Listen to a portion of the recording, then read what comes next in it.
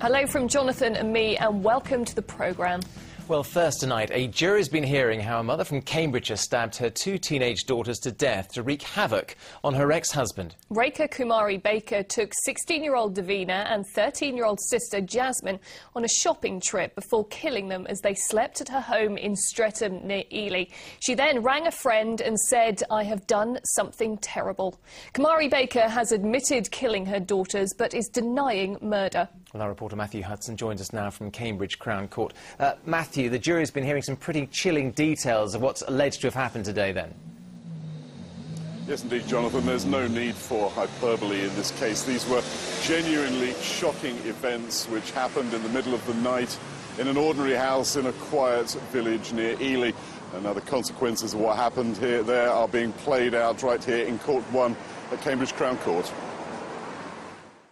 They died in their beds in frenzied attacks carried out by their own mother. 16-year-old Davina Baker was stabbed 39 times in the chest, back, arms and hands. Her 13-year-old sister Jasmine probably died before she could wake up. Their mother, Rekha Kumari Baker, then called a friend who was a special constable and told her what she'd done. Kumari Baker, who's 41, doesn't deny killing the girls at her home in Streatham near Ely in the early hours of June the 13th, 2007, but she denies 2 charges of murder, claiming instead diminished responsibility. The prosecution outlined a series of events prior to the stabbings, which it's claimed show how the killings were planned. The jury heard how Rekha Kumari Baker took her daughters to Lakeside Shopping Centre on June the 11th, 2007 to soften up the teenagers and ensure they would be asleep that night. The same day, she bought the knife she used to kill her children at a supermarket in Cambridge. But after receiving a loving text from Jasmine, she waited a day until the early hours of June the 13th before going into the girls' bedrooms to kill them. Kumari Baker bought a new set of kitchen knives from this supermarket in Cambridge at 5:45 on the 11th of June. The prosecution alleges she later admitted she had bought them to kill her daughters with, showing that these were premeditated acts which she had already planned out in her mind. Special Constable Natalie Barford testified that Kumari Baker had called her and confessed to killing the girls, saying, "I've done something terrible, Natalie." Prosecutor John Farmer said the defendant had told police, "I stabbed them with knives from the kitchen. At least the children are safe now. No one else can hurt them. I'd been thinking about it for days. I woke up and decided I was going to do it there and then." The prosecution claims the events were triggered because Kumari Baker's relationship with her boyfriend Jeff Powell had ended, while her ex-husband David Baker was happy with a new family. Mr. Farmer said it was possible the girls had died in order to destroy that happiness. The trial is expected to last around 2 weeks. So, Matthew, no argument as to who killed these girls, but the jury is going to have to decide if Rekha Kumari Baker is a double murderer or herself the victim of a severe mental illness. Absolutely, Rhiannon, and I think it's fair to say that an awful lot of people, perhaps especially parents, will find what she has done absolutely incomprehensible. And John Farmer, the chief prosecutor, was very careful to spell out to the jury exactly what constituted diminished responsibility. He told them sometimes people kill their children for good reasons, some people kill their children for bad reasons. Sometimes people kill their children for no reason at all. But the mere fact you kill your child is not evidence of diminished responsibility in itself. Mental responsibility must be substantially impaired. Now, the prosecution don't think that responsibility was at all impaired on that night. The defence, of course, will argue that Rekha Kumari Baker was not in her right mind when she committed the acts that she did. The jury will have to listen to this over the next couple of weeks or so and then come to their own decision. But one thing that is unavoidable is that Rekha Kumari Baker will have to live with the consequences of what she did, that she killed the children that she brought into this world for the rest of her life. Indeed, Matthew, thank you very much indeed for that.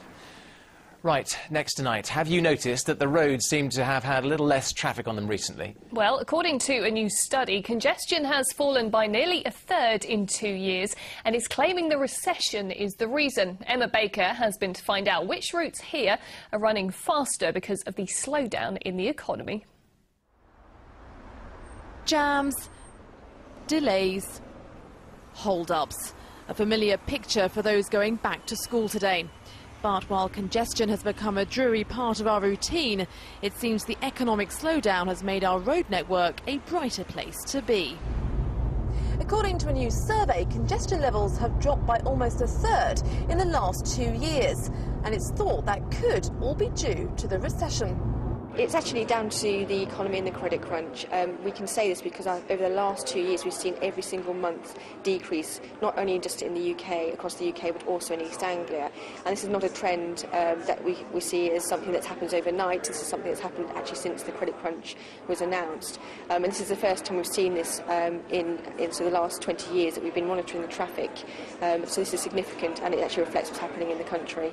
The study shows that congestion has dropped nationally by 31% in the last 2 years. In our region, almost 2/3 of people commute by car to work. But 72% of those asked say they now actively avoid rush hours by working at home or car sharing to save money. And that's coupled with rising unemployment. 194,000 people are currently unemployed in East Anglia, up by 59,000 compared with the same time last year. It all means fewer cars on the roads, and that equals less congestion. The survey also picked out some of the busiest routes in the country, among them this stretch of the A14 between Huntingdon and Cambridge. Last year, congestion fell by 23% on this road, and this year it's already fallen by 22%. Something regular drivers back up. Traffic has decreased considerably on a lot of the major roads as well.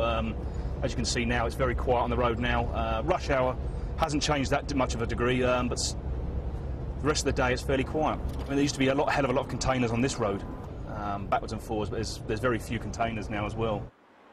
Not all roads in our region have improved in the recession. The A421 around the Bedford bypass has also been picked as one of the busiest roads.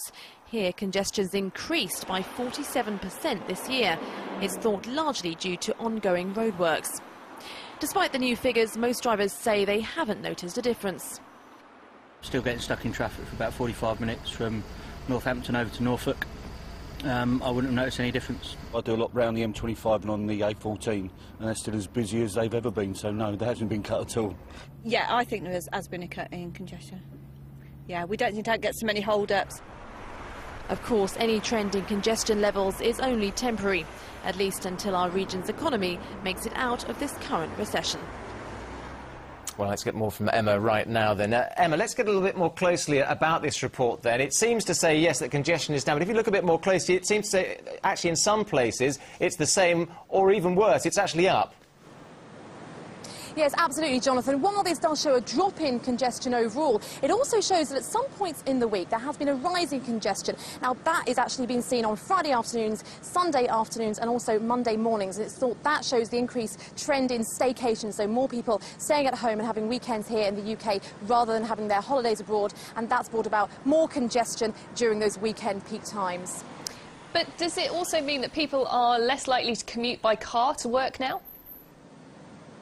Well, not necessarily. You may think so, but actually this is all to do with the recession, rising unemployment and, of course, rising motoring costs. But that, in turn, means people are more keen than ever to keep hold of their jobs. And actually this survey shows 67% of people who were asked in the East said they would be willing to travel double the distance than they are travelling at the moment, if need be, if that meant keeping their jobs. So it shows while people perhaps may be looking forward to slightly quieter roads over the next few months and perhaps years, they also do very much accept that this daily commute is still going to be part of their routine.